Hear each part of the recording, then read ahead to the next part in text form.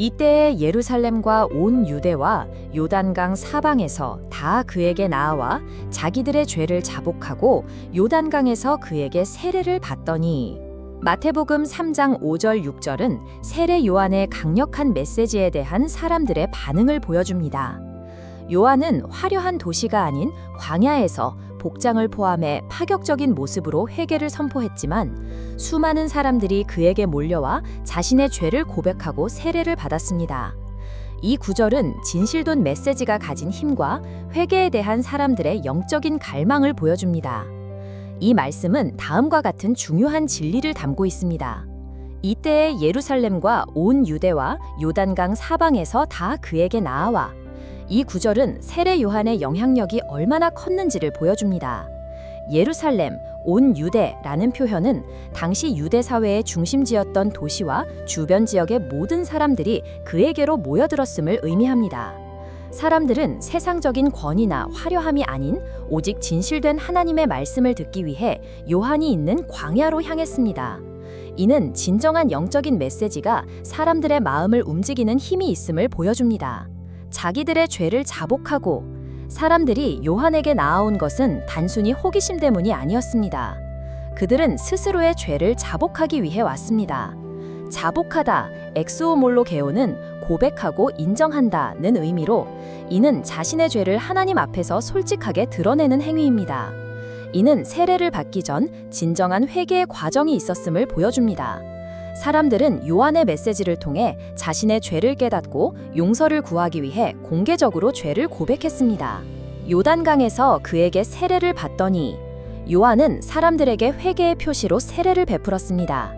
요단강은 이스라엘 백성이 약속의 땅에 들어가기 전 건넌 중요한 강이었으며 이는 새로운 삶의 시작을 상징합니다.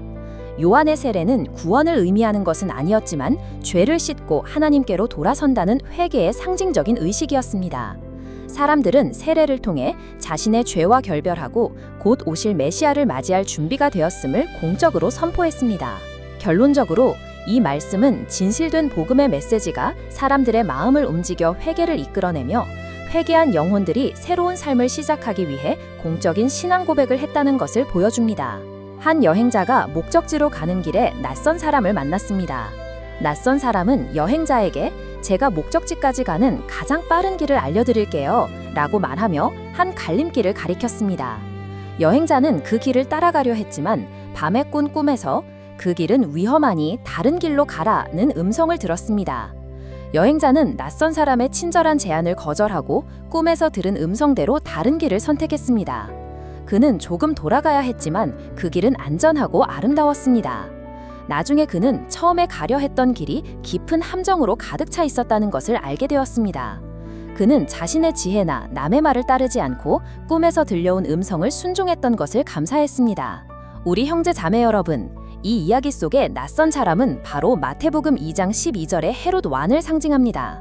그는 마치 선의를 베푸는 것처럼 보였지만 그의 속마음에는 악이 가득 차 있었습니다. 동방 박사들처럼 우리도 때로는 세상의 감언이설에 속아 위험한 길로 갈 수 있습니다. 그러나 하나님께서 주시는 음성에 순종할 때 그분은 우리를 세상의 위험에서 보호하시고 가장 안전한 길로 인도하십니다. 우리 형제 자매 여러분, 마태복음 3장 5에서 6절 말씀은 진정한 회개는 자신의 죄를 숨기지 않고 하나님께 고백하는 것임을 알려줍니다. 혹시 지금 당신이 자신의 죄와 연약함을 외면하고 있지는 않으신가요? 이 말씀은 자기들의 죄를 자복하고 세례를 받더니 라고 기록합니다. 이 진리를 기억하며 죄를 인정하고 회개함으로 예수님을 맞이할 준비를 하는 우리 모두가 되기를 소망합니다. 우리 형제 자매 여러분, 회개의 세례를 통해 새로운 삶을 시작한 사람들처럼 용기 있게 죄를 고백하고 주님께로 돌아오는 복된 삶을 살아가시기를 축복합니다. 아멘.